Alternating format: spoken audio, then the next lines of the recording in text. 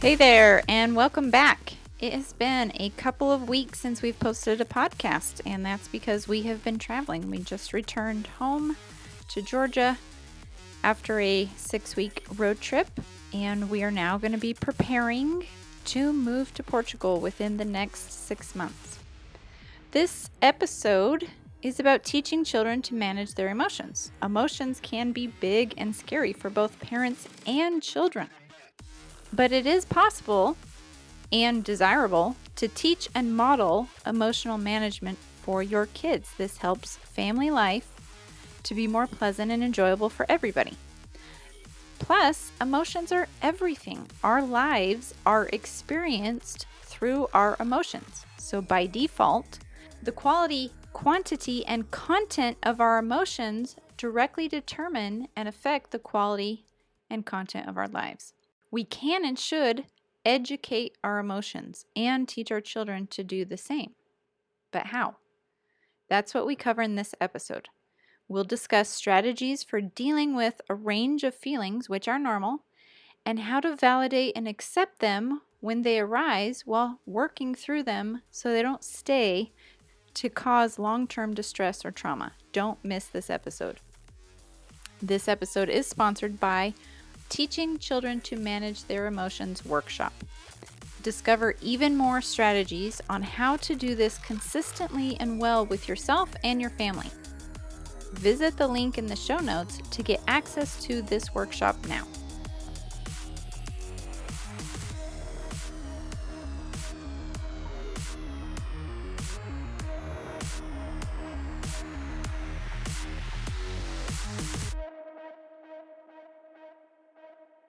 Hey everybody, welcome to another episode of the Extraordinary Family Life Podcasts. We are your hosts, Greg and Rachel Denning.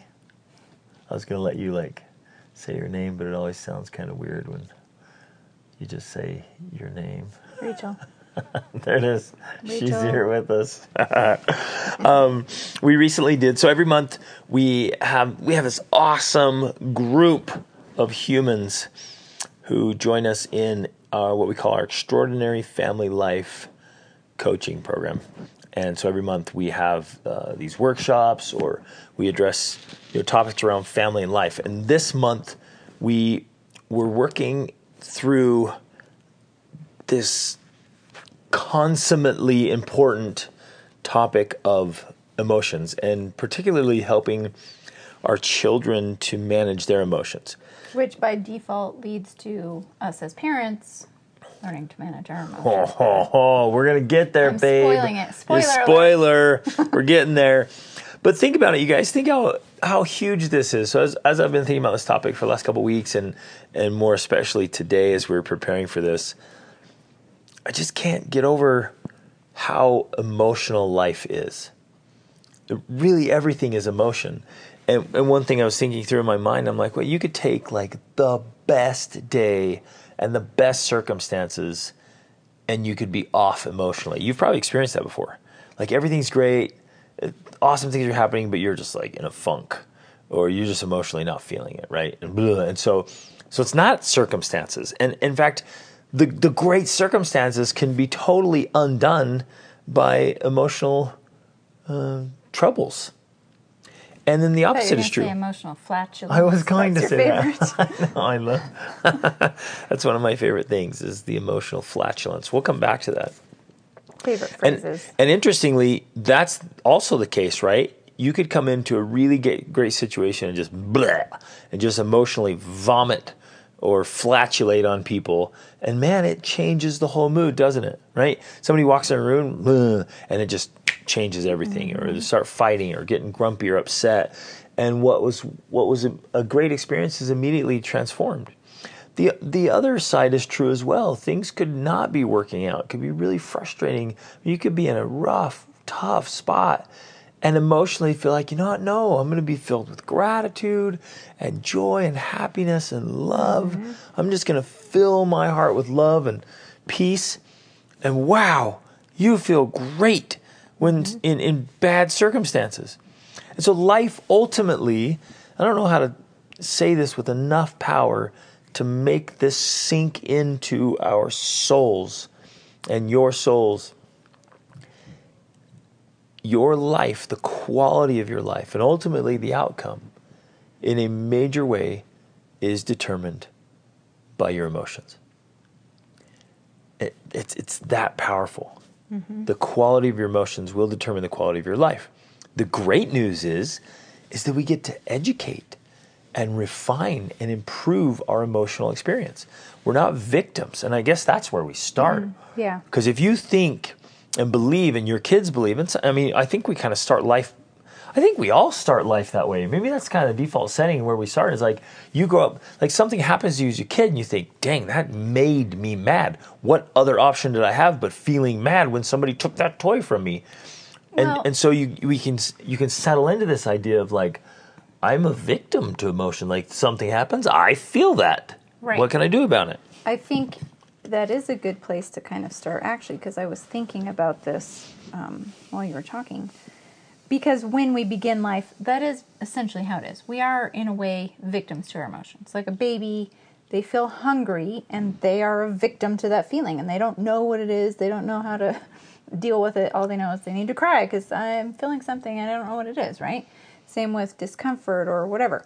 They feel these emotions, and they have this almost automatic response to them. So, yes, that is how we start life. But what we want to emphasize, of course, is that's not how we should live our entire lives. We need to educate our emotions, like you were talking about, just like we learn how to walk and run and read and do all these other things. We can learn how to be the manager of our emotions and choose to have better emotions and to have more control and direction over our emotions. But since we were talking about this, I do want to at least address this part while we're talking about how to help your children manage their emotions. I think one mistake parents actually make that I have seen a lot is that when their children are very young, they don't allow them to have those emotions. And it's almost like they get very frustrated with them, or they try to force them or control them to not have those emotions, maybe just out of ignorance, or maybe because they think that's going to help them have better emotional control. But I think it actually does the opposite. I think that, and this is an approach we've definitely taken in our parenting, I think when you can acknowledge and validate the emotions of your, especially very young children, it helps them to build this foundation of feeling accepted and acknowledged. And it's not making certain emotions bad. Right. It's not making them wrong or evil or making them villains. Yeah. Because then all of a sudden you go through life and you begin thinking, say, anger is bad, bad, bad, bad, bad. And you associate that. Like there are definitely really good times to be angry and to feel angry and have a full, broad spectrum of healthy emotions. But you're right, we can inadvertently make certain emotions seem wrong. Right. Exactly. And so as a small child, say the first time a child feels anger, there's nothing wrong with them in doing that. They're like, wow, this is a new experience. This is new to me. I don't know what this is. And for us to shame them for feeling that emotion is not helping them to develop, in the long term, a healthy emotional mastery. Right.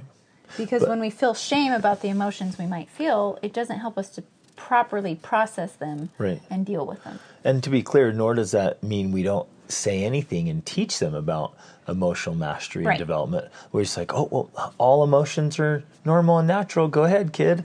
And that kid will be an emotional basket case. Yeah, okay. So all emotions are normal and natural in a way, but even some emotions are healthier than others. And in the long term than others. Yep, and some should be definitely more predominant than others. Exactly. I mean, even like the physiological response to anger is a suppressed immune system.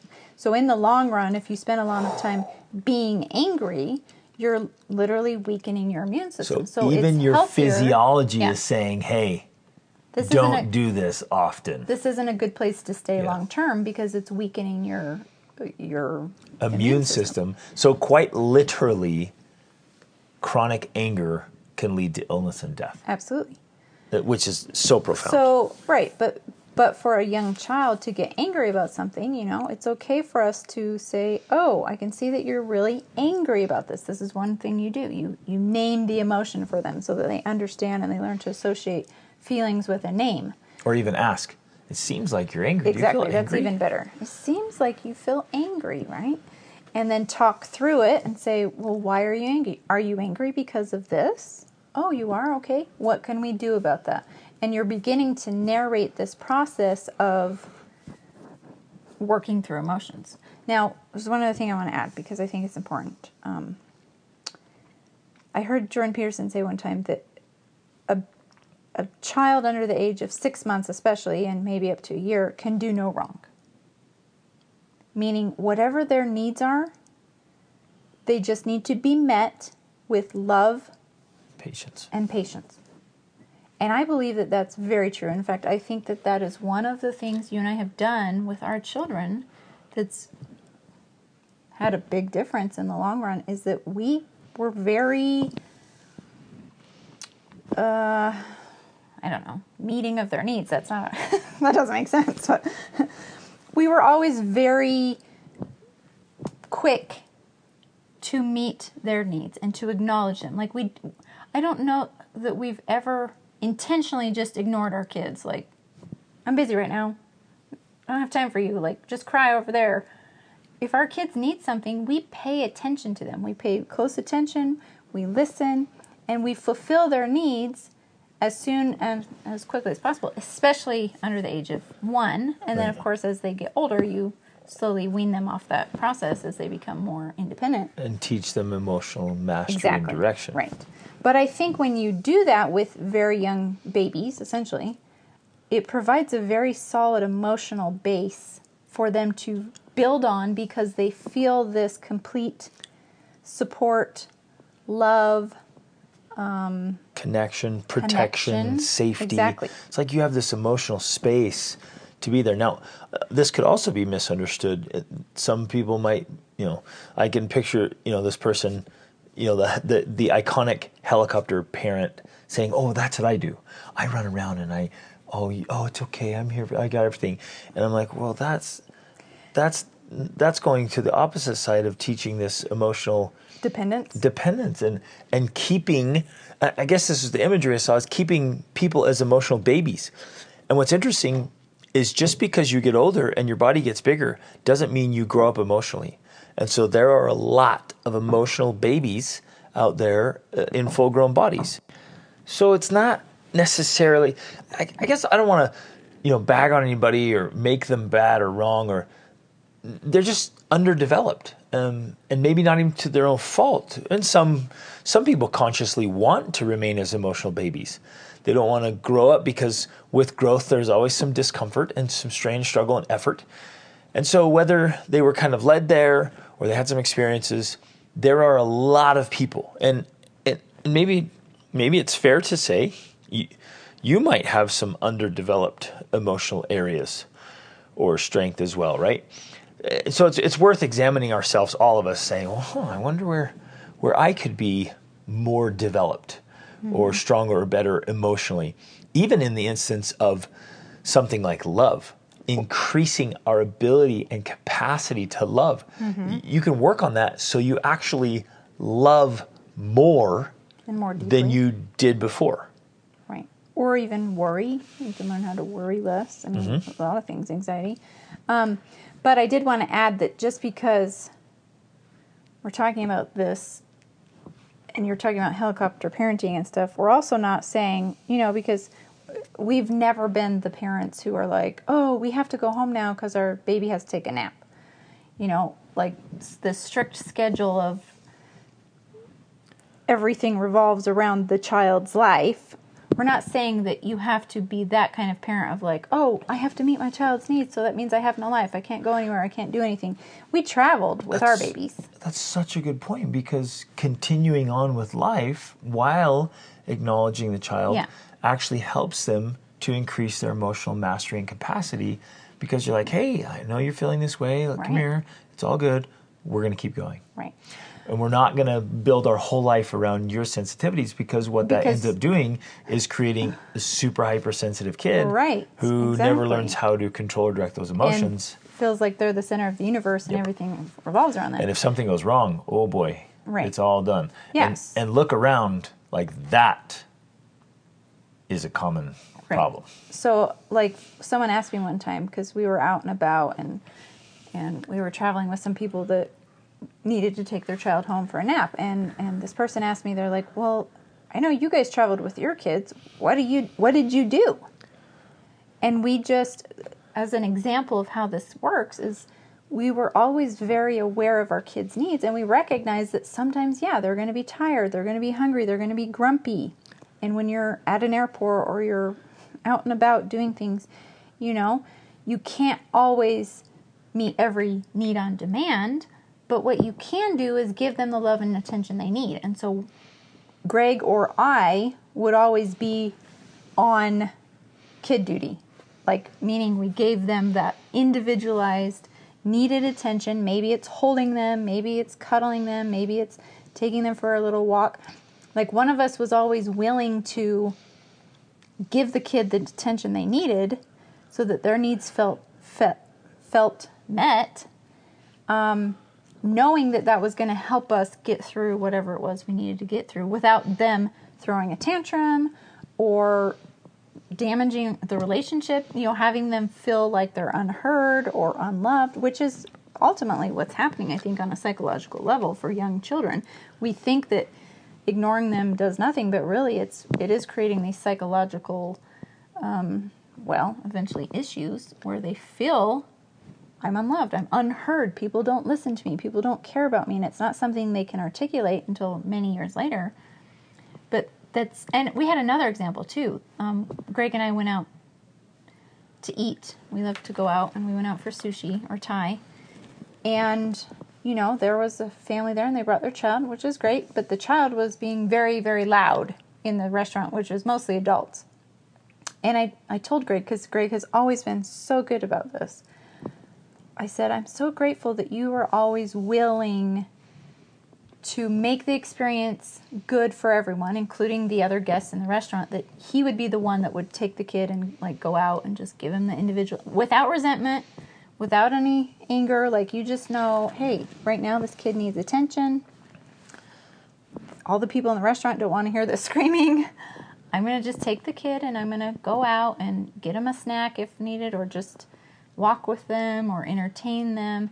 Like, you've always been so good about that. And I know that for our very unique travel lifestyle, that made a huge difference in making it doable and making our kids feel like, they weren't being neglected because of our lifestyle choices. And I've never thought of it like this, the way you're describing it, but I was also never resentful to them for their needs or for acting their age.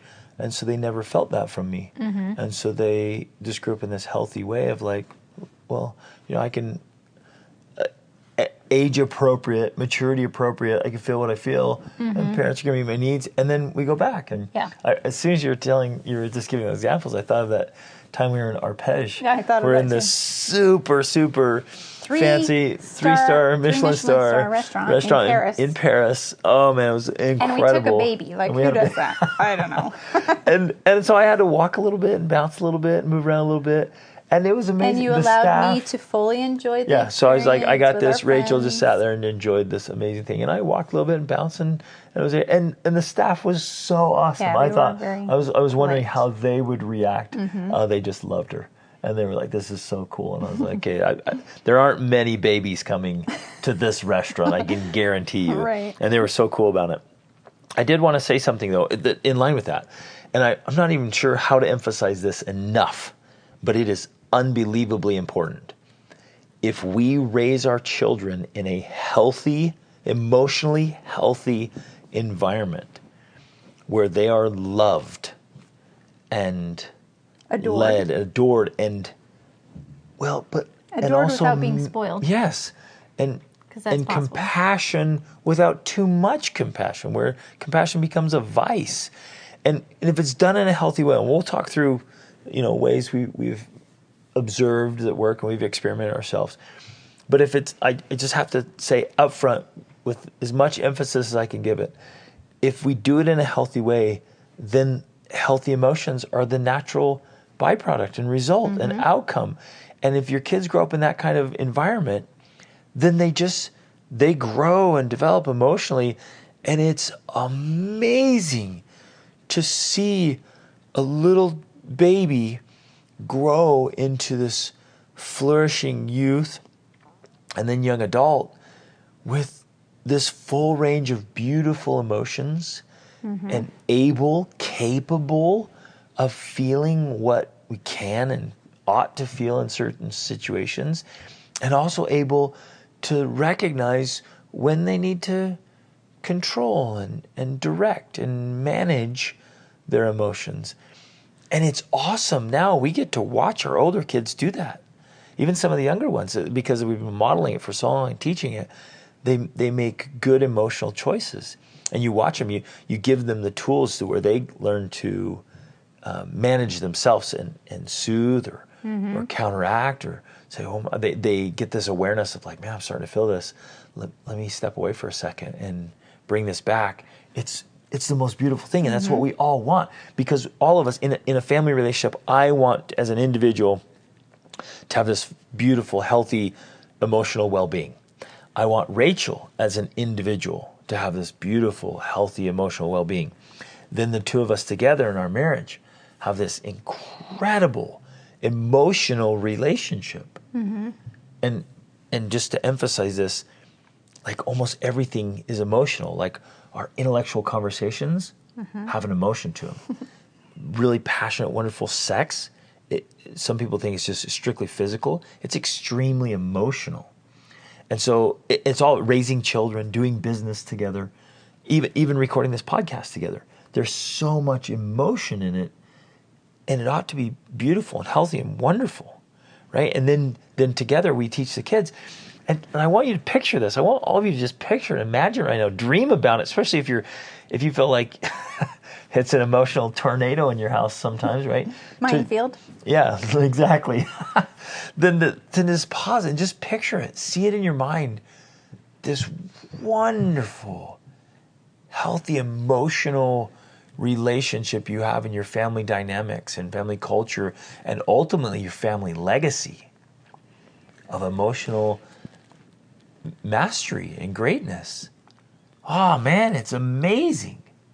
And sorry. Well, I wanted to emphasize one thing, if you remember your thought.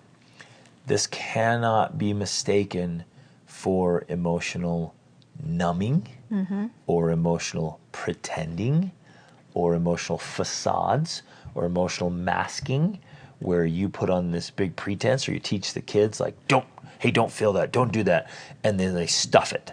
And so emotionally they're just stuffing or emotionally stacking, like we teach often in our courses and our coaching.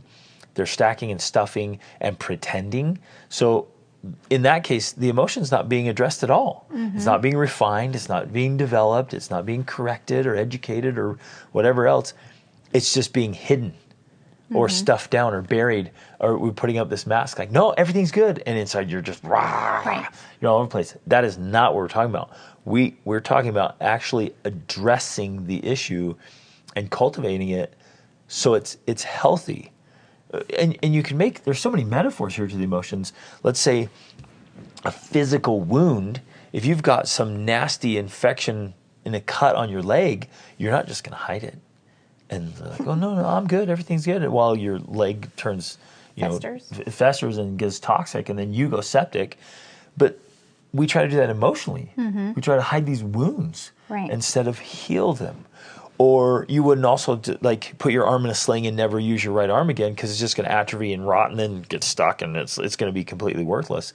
And some people do that with certain emotions. They'll take it, put it in a little sling, and never use it again, and think that it's okay, whatever, when they literally have lost their ability to feel that emotion. And so they let emotional atrophy take over, where you could take the emotion and you could feed it, nourish it, exercise it so it's big and strong and healthy. And you could see all these emotions fully developed.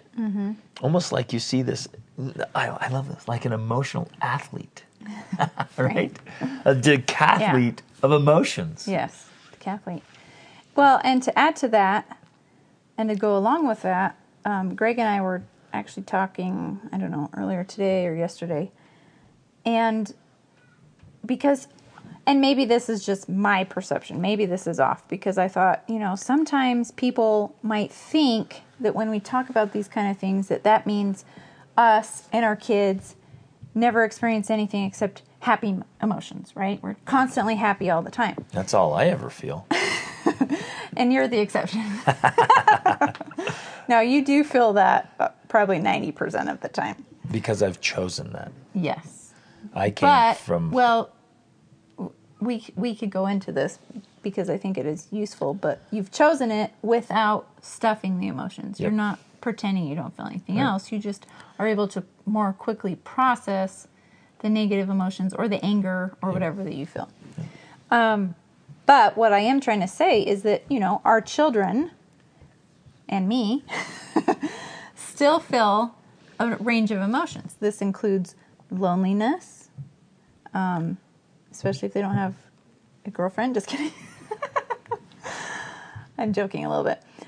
Loneliness, sadness, sometimes worry and anxiety.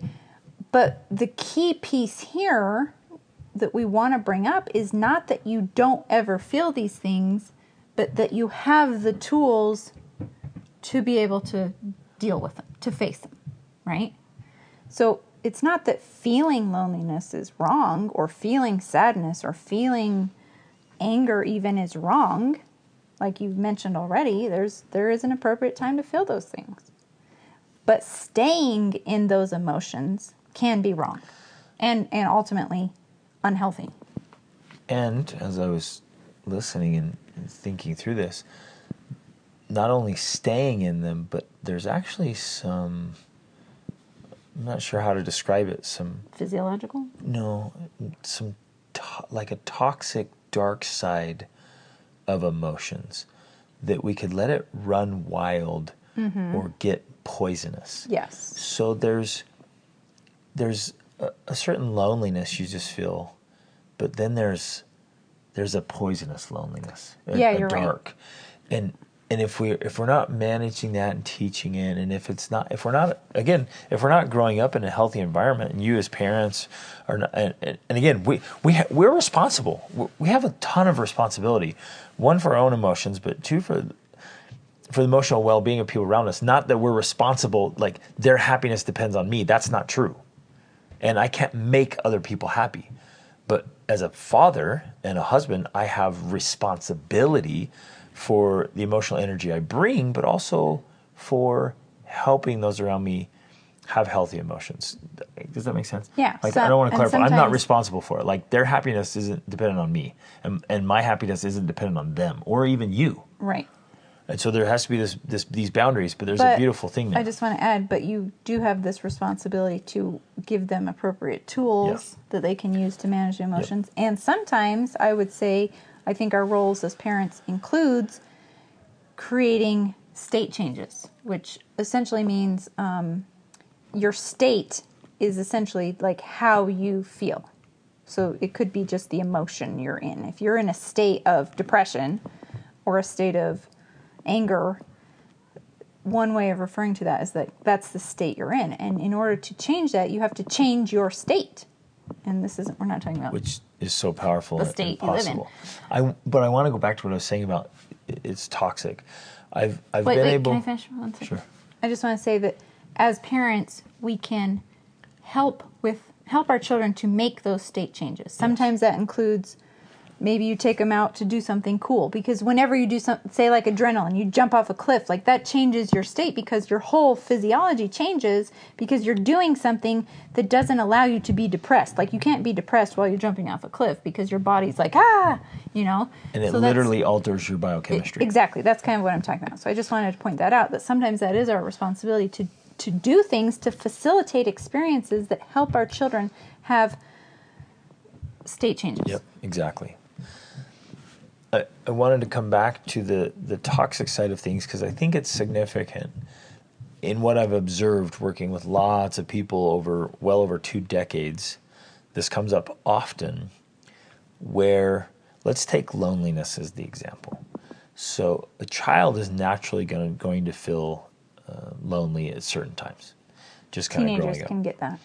But even small children can. Yes. And there are instances, I've seen this many times, where a child feels lonely, and this is where parents can assuage that and say, oh my goodness, yeah, you were feeling lonely and with good reason, but I'm here for you.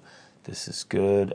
And bring that back to a really healthy place. And actually, if you and your children have healthy, loving relationships, loneliness is going to be, you're going to feel loneliness because you love people and you want to be with people. You have a healthy relationship. When they're away, you're going to feel lonely. Right.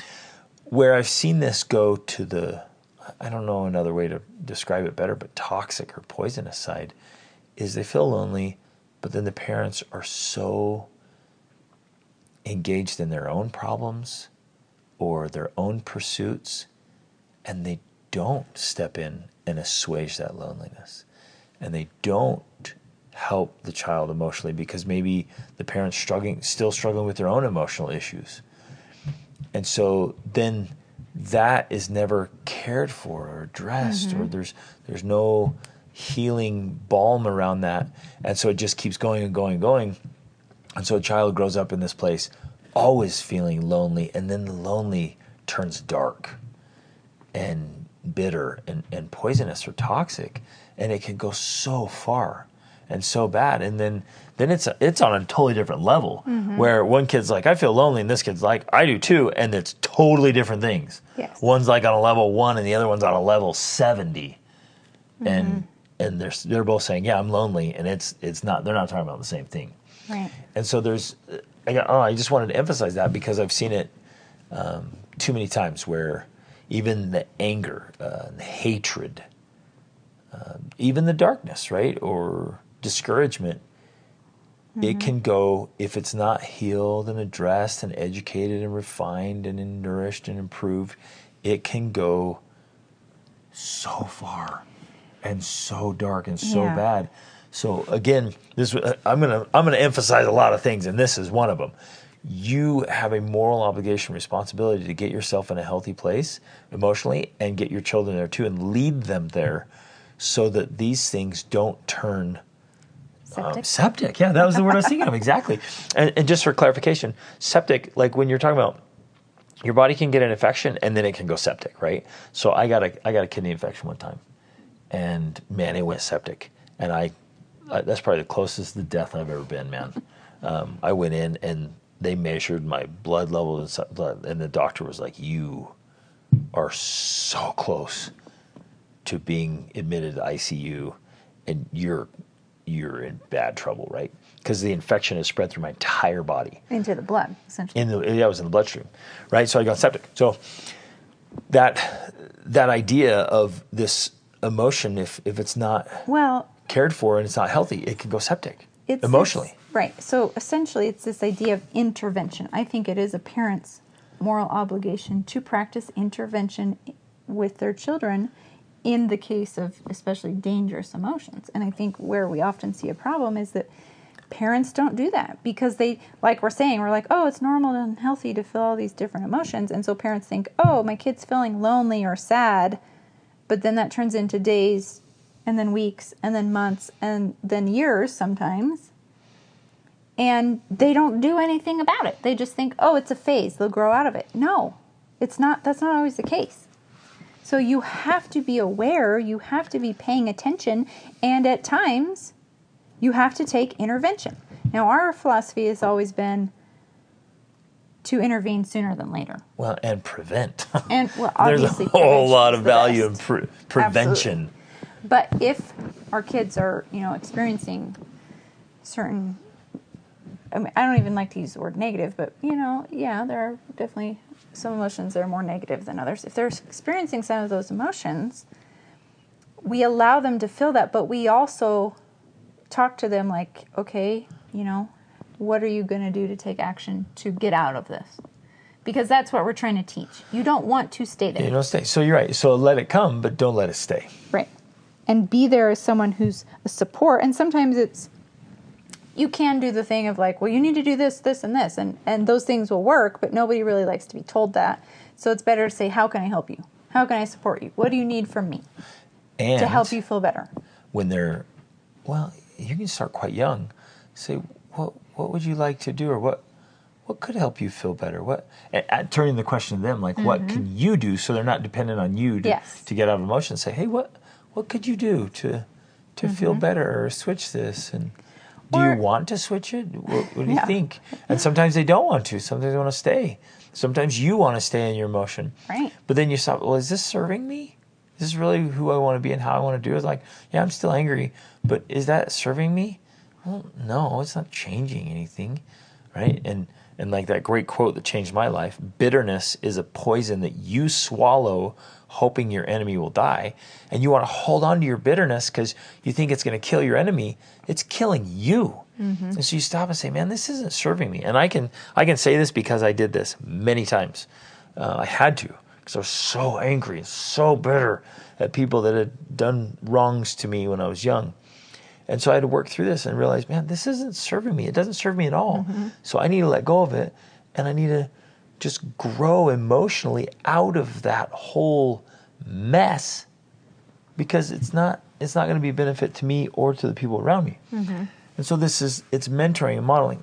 I do want to kind of interject here and make sure that we emphasize this is a full life approach, down to the kind and quality of food you're eating. It will affect your physiology, and I know this sounds crazy, it can affect you emotionally. The quality of food you eat and the quality of input. The music you listen to and that's being played in your family definitely will have an effect.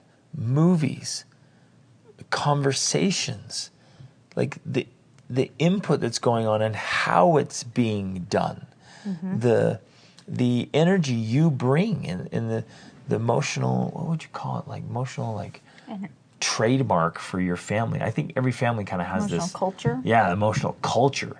Like that affects it. Sometimes we'll go visit families and they're all just super somber and serious. And I go and I'm like, man, I wonder if these people ever laugh, right? And then some are like, they always joke, and they never are serious, ever. And you try to bring up a serious topic or conversation, and they get so uncomfortable, they're like, have to crack a joke and then like leave because they can't go there. And so like they're pretending, they're ignoring issues that have never been addressed. Or they're always addressing everything. It's a dark cloud. Or like people who watch the news endlessly, then the whole world's falling apart every day. And it's just bad. And so then you're talking about like stress and cortisol levels and I mean on and on, negativity, positivity. It's all of it. It's all of life is affecting us emotionally. So if we're going to address it, we have to address the whole thing. We have to pay attention to everything that is being inputted into our life because it is having an emotional effect. It has an emotional cost. Yes. And I'll add, as soon as you're saying that, it struck me, there's also some voids. It's not only the input, sometimes it's the lack of input. Like there's just this huge no void. Laughter or no love enthusiasm or there's no spark. There's no excitement. We'll meet families often where there's this just major gap or hole of passion or excitement.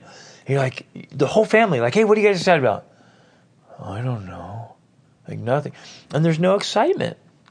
And like, wow, man, yeah, I would be emotionally down too if I woke up and I literally had nothing to be excited about day after day, week after week. Like, what's the point? Yeah, that's gonna pay. It's gonna take a major emotional toll. Absolutely. But even something like, let's go back to like marriage. If I'm not dating you, if I'm not pursuing you, if I'm not complimenting you and loving on you, and like taking you out and doing special things for you, is that going to affect you emotionally? Absolutely. Massive, right? Yeah. I mean, we were saying, well, you're not responsible for making me happy and vice versa, but it definitely has an effect. Mm-hmm. It's not that I'm numb, I don't care what you do one way or the other.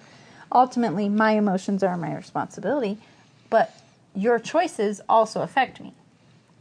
So I think that ties in perfectly with this idea of the emotional energy we're bringing to the family, and this idea of modeling for our kids. What are we modeling? How are we impacting and influencing our kids emotionally? Yep. Because they feel it.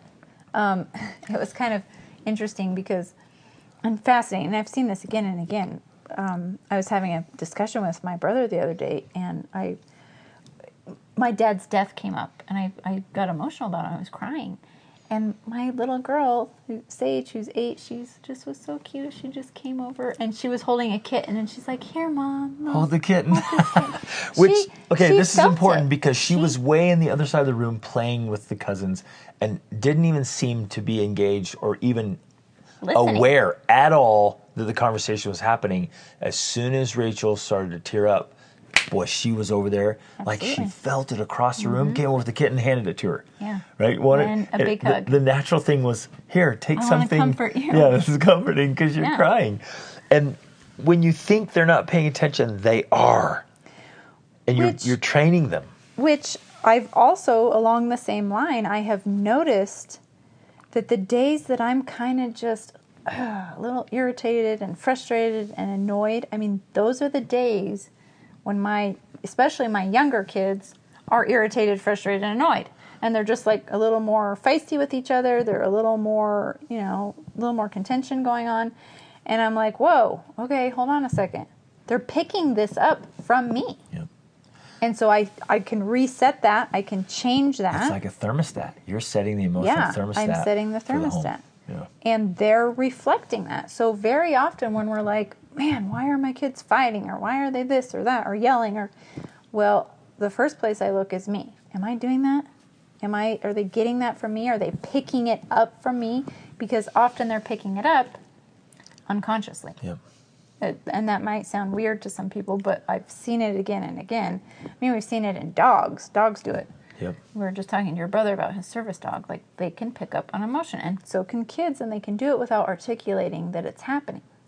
They just sense it. And if you have had some awareness and just think about it, you've felt it too. Mm-hmm. You felt the emotion change. You felt in your the husband room. like, oh, just wow. go cold. Exactly. Like you can, and without anything being said or done, you're like, whoa, the feeling just changed here. Mm-hmm. You can feel it and sense it, right? But there's some awareness to that and sensitivity. Yeah, it does. I guess let's start giving some like very practical things of how to start doing this. First, it starts with you, like we've emphasized, and it starts fundamentally with the truth that you can choose your emotions. That's still a new concept for a lot of people. Mm-hmm. That I can wake up and I can choose my emotion independent of circumstance and independent of what side of the bed you woke up on, right? Mm-hmm. I woke up on the wrong side of bed. No. Or even if you wake up kind of feeling blah, maybe you didn't sleep so well. So what? Does that mean, let's say you had a rough night with a baby or something. Does that mean you can't be happy? Is it impossible? There's nothing that could be done for you to be happy now because you had a rough night? Well, one example we like to use, because I think it works. I don't know why. I mean, people appreciate money. And so Greg will use this example often. He'll be like, if I was to give you $10,000 or $1 million right now, like, would you feel happier? Would you be excited? And for most people, that's true. Like, if you suddenly received this huge windfall of cash, it doesn't matter how bad the day's been going, you would be excited all of a sudden. Now, and you might be thinking, well, yeah, because I just got so much money. Exactly. You're thinking, well, that's circumstantial. Yes, but it's also evidence that your emotions can change by changing what you focus on. In that instance, you're no longer focusing on all the irritations of your day, you're focusing on this new thing. And so it's a tool that helps you understand that where you put your attention and focus is going to affect how you feel. So if you choose to focus on the negative things, the irritations, the annoyances, then obviously that's what you're going to feel. But at any time, we can choose to have gratitude or some other positive emotion by changing what we focus on. This might sound morbid to some people. One thing I've done before, when I'm feeling negative emotions and I want to change it, I will just focus on pure gratitude that Greg or my children are alive, that they're not dead. Like literally, I'll do that. I'm like, I am so glad none of my kids are dead. Because what you can do is just it's a total reality check and a paradigm shift of thinking. Yeah, you might be moping through the day. Yeah, thinking, my life is so sad. And then I'm like, you know what? No, it's not. All of my kids are healthy. All of my kids are alive. Because I know, I personally, and what I'll often use personal examples. I personally know people who have lost their 5-year-old or their 2-year-old or their spouse. My dad died, right? When he was 47. Died.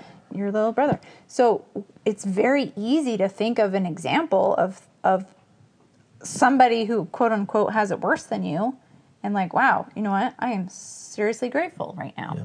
There's no reason I need to be irritated and annoyed with my kid. And I would do this especially with my little kids that, they can be annoying.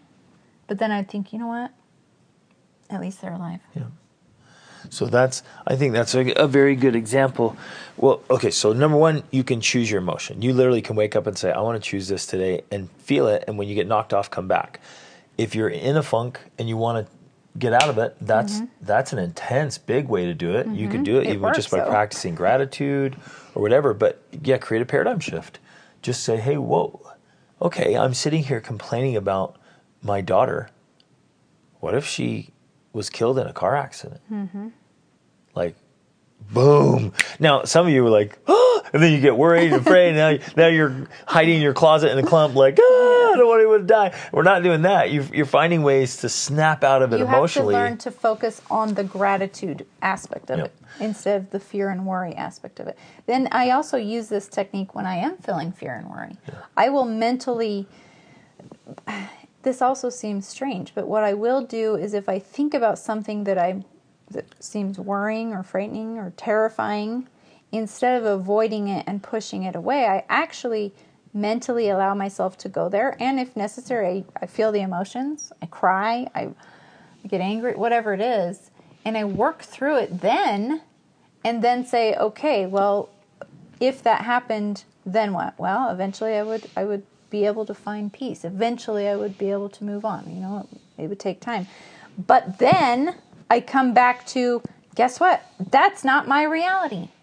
Because right now we're alive and healthy and well. And I'm focused on the gratitude of feeling that is my reality and not some other imagined worst case scenario. Mm-hmm. It's beautiful. Part of what you just said illustrates another technique that I use and teach is anticipating what might happen and how it might make you feel. So this is a great tool for you and for your kids. Teach your kids this and walk it through. Say, okay. It's kind of like a role playing. Yeah, exactly. Or a simulation or just like, let's anticipate this. Say, hey guys, we're going out, we're going to go traveling and we're going to get to this border, or we're going to get here, whatever. And this might happen. Like things might not work out. Or maybe the kids bring it up. Flight gets delayed. They're like, well, what if, they start thinking about things. They're like, what if this happens while we're out? What if someone gets lost? What if somebody's really mean to me? What if they say something mean? Or when it has happened, then we'll use it as an example, like in a morning devotional or something, and say, okay, let's say this happens again tomorrow. Let's just imagine we go out tomorrow and somebody comes up and just does something really mean. What do you think you're likely, if it just catches you off guard, what do you think you're likely to experience?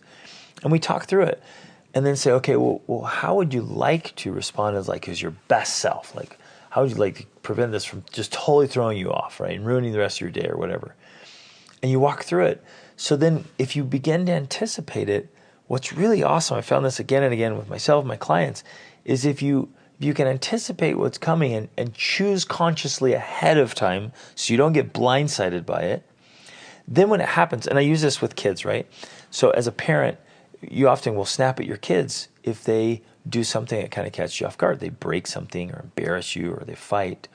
Well, what's the likelihood that sometime during this week your kids will fight or break something or embarrass you? Probably pretty high if you have... Chances are pretty good. That's good. If you have lots of kids and they're little, it's pretty good. So, and I remember going through this as a young father. I'm like, wait a minute, this keeps happening. Like the kids keep breaking things and ruining things, making messes, and I keep getting upset. Like, who's the crazy one here? Who's the one denying reality? Yeah, exactly. Is it the kids that are the problem, or is it the fact that I keep getting upset over the same thing kids do? They're just being kids. Because you keep expecting something different. Yeah, I'm like, I'm the neurotic one here. This is insane for me to keep getting upset that these little toddlers are making messes. And so finally I'm like, well, duh. And so I'm like, okay, wait a minute. I'm going to go home from work today, and I'll bet the kids will make a mess tonight. And I want to be a good dad. And I don't want to like scar my kids by yelling, getting upset. I don't want them to remember me as dad always getting upset for making mistakes or breaking things or making messes. I don't want to be that. So, okay, here's what I'm going to do. I'm going to go home, and in my mind, I'm imagining, okay, they're going to make a mess.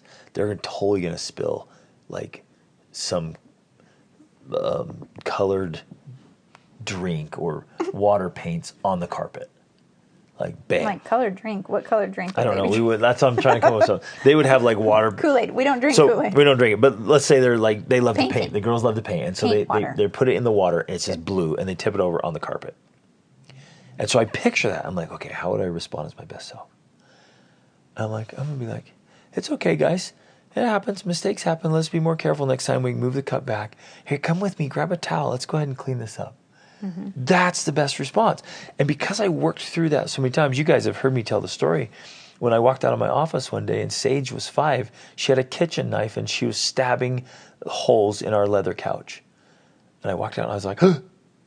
I was like, Sage, what are you doing? She's like, oh, I'm playing a game. I was like, okay, give me the knife back. And I walked over there and took the knife. I'm like, we shouldn't play games with our nice leather couches. Let's not play these kind of games. Let's play a different type of game. And it was done. Like, what was done was done. There was like 10 holes in the arm. And you talked to her about it. I talked to her. I taught her. But there was no damage to our relationship. And she never did it again. Right? So I guess that's my point. Is like, work through these things. Get yourself where you're in a good, healthy spot yourself, and then articulate it. Walk your kids through it. Well, right. That's why I was going to add, because then you can learn to do that process with your kids, and you can anticipate situations and circumstances where there's likely to be emotion or, misbehavior or whatever, and you can walk them through that and help them mentally think about, well, what will I do and how will I handle it? And that really, back to this idea of prevention is the best scenario. Mm-hmm.